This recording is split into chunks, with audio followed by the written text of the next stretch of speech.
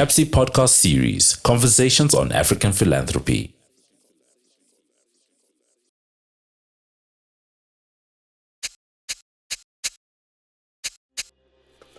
It's our 6th year of the African Conference on African Philanthropy. Everywhere where we go, we take the opportunity to experience the place, to experience the culture, but to also showcase the country in which we are doing the conference in.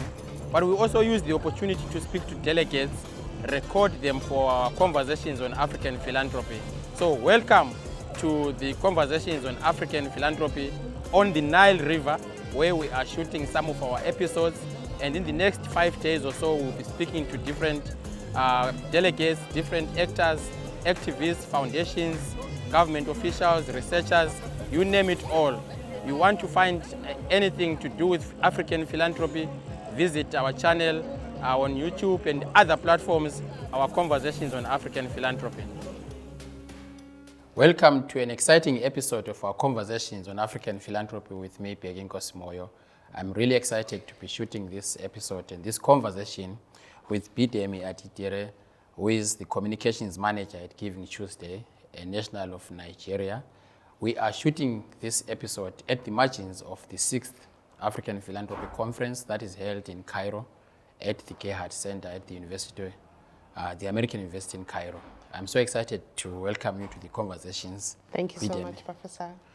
It's hot in Cairo. How have you found the last couple of days here? Very hot. Yeah. But I can easily adapt because Nigeria is hot and I live in the northern part of Nigeria, so that makes it easy.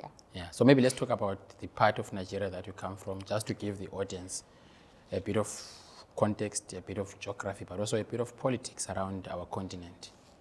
Okay, so I'm from the middle belt or north central. So I'm from Kogi State, but I reside in Abuja. Okay. Kogi is very large. It's a large state, and we have more than 10 languages, so we barely understand each other. And I'm from the Kaba region, from Mopa precisely. So it looks like I'm, in layers rather. Yes, so that's where I'm from. I know very little, actually. I'm looking forward to learning more, thanks to my grandparents. And my mom is very, she's a traditional woman, happy to teach us about our local culture and food. Yeah. But I've been residing in Abuja for more than 10 years now. Yeah. So talking about local culture, we are attending a conference on African philanthropy, which, in short, could simply be meaning we're talking about traditions of giving, of sharing, of caring, of solidarity, etc. Would you be in a position to maybe describe some expressions of philanthropy in the Nigerian context? I mean, I know Nigeria is huge, and so there might be so many of them, but at least maybe those that you are familiar with. I can speak on 2 traditions. One, I can only give the Igbo name. It's called Omugo. So Omugo is a tradition where a young woman who has given birth to a child newly gets all the postpartum help she deserves. Most occasionally, or most frequently rather, from the mother-in-law. Yeah. But so far, it has evolved to not just being mother-in-laws, and now it's sisters and nieces. And I'd like to say that I have helped, my uncle's wife, 2 of them. And I think that experience has prepared me for my own children. Yeah. But the beautiful thing about Omugo is it helps young mothers to get themselves back. You can't come back fully from childbirth, but you get the help you need, and you feel supported by the entire community. Yeah. So that's something we do. The second tradition. So before we move to the second one, let's just unpack that a bit, because part of what you are saying is that in that tradition, there's an important component or feature of community based approach, collective responses to a particular problem. So when you look at what's happening currently, especially with I think what you call postnatal conditions if you look at people who are in developed, or rather societies that don't depend on community systems, you give birth, in 3-4 weeks time you are back to work, there's no support system, and the next thing you begin to see symptoms of depression, etc., etc., etc. But when you look at the tradition that you are describing, because of the community systems, rarely in the past did we have situations where immediately after giving birth, somebody is alone, but the next they're supposed to go back to work. You actually had, like you said, a system. Mothers, aunts, sisters, and all of them, they would make sure that they are taking care of you until you recover. And by the time you recover, you have also dealt with other issues that normally would affect you if you were just left alone.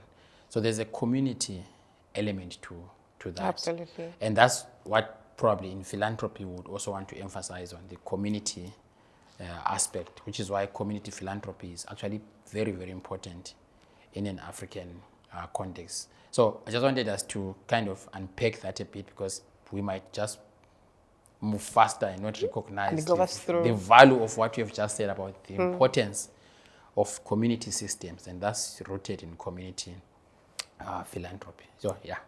I think some African women still go through postpartum depression, if you ask me, even with Omugwo in place. It helps that they have the community that helps them through the process. I mean, sometimes parents take care of the children for a while, for as long as the mother needs to get back to herself. So yes, Omugwo as a system has truly helped. It has helped women. A lot of women take years to even go back to the workplace. But with Omugwo in place, children are able to feel that motherly love, because it's not just coming from their mothers, it's coming from female figures across both parties, the paternal and the maternal side. So I do agree with you, even though it's tricky because we still see areas and... definitely the medical side of things, there's nothing that a tradition of that sort could do. But I think the social dynamics are what the community philanthropy usually deals with. Yeah. So, but we can talk about the second example that you wanted to give. So the second tradition is not I don't have a name for it, but I can share like a story. Sure. So growing up, I get angry at my mom all the time, because we would always cook and have an extra meal, and I always wondered why we couldn't eat that extra meal. Why did we prepare it in the first place? So it turns out that my mom said, this is the culture of this home. If we have a visitor, we have to serve that visitor a hot meal and a drink. And if possible, if we have an extra bed, let them stay the night. I mean, we don't have that all the time. But growing up now, I am beginning to take on that tradition of not just cooking for the mouths that we want to feed, but also adding an extra plate, because a friend could come visit you and you have, a meal and you can break bread together. I think that's an interesting tradition, and this is more of a family one. I know we do that a lot where I come from, but I think that's beautiful to share as well.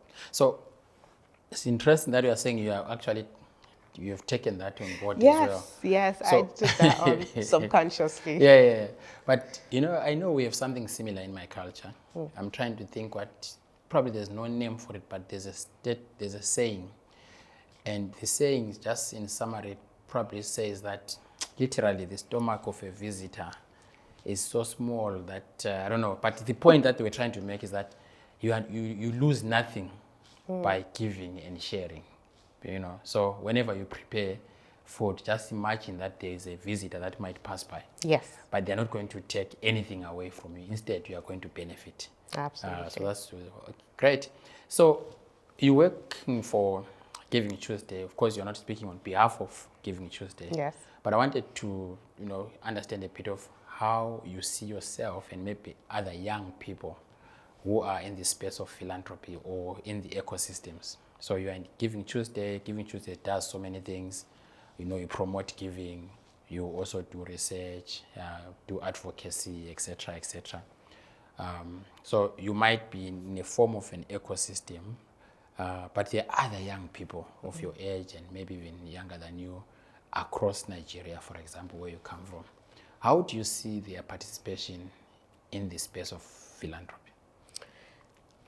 That's, let me think for a moment. Yeah. So first of all, I work with the Africa Hub. Yeah. And part of the reasons I enjoy working with the team is, apart from the fact that it is cause agnostic, it allows us to amplify different forms of giving. Yeah. So we already acknowledge that financial giving isn't the only form of philanthropy there is. So I think that already made me love the culture and the system and the values of Giving Tuesday itself, because I realized that I give every day.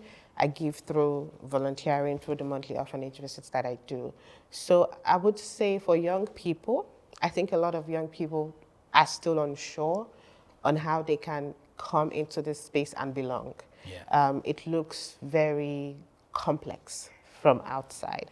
And it's just one word I have to say, come in. Yeah. Whatever it is that you are already doing as a young person, if it's helping one more person, it's philanthropy. Yeah. And you're Yeah. giving. Yeah. And it's important and it's good work. Yeah. So you are here in Cairo attending the 6th version of the conference. You will have a session that you will do in partnership with other organizations. Yes. Maybe let's talk about that session and what you will be talking about. So we are talking about how young people are actually philanthropists and not the ones being funded. So which is kind of like relating to what I just said earlier. We want to frame how we move forward, after tomorrow's session. It's happening tomorrow or the next. Yeah. That should be the 31st.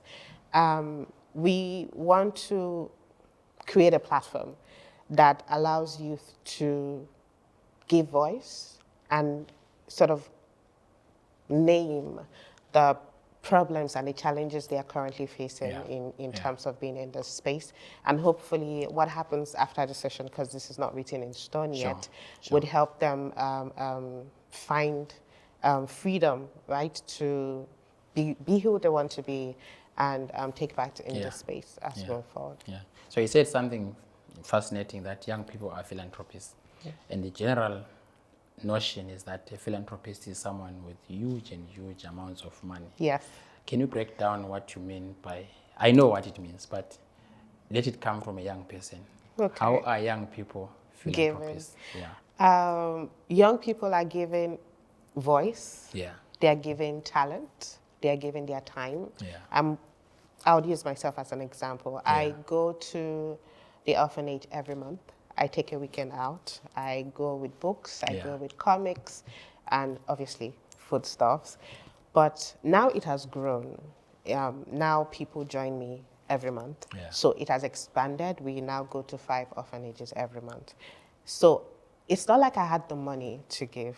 I wish I had the money. I probably would do more. Yeah. But it has also attracted other people like me interested in giving back in their own little ways. Yeah. So this is what I mean by philanthropy, doing good and spreading it to the next person. So you're helping someone, but you're also helping another person realize that they can do what you're doing. Yeah, yeah.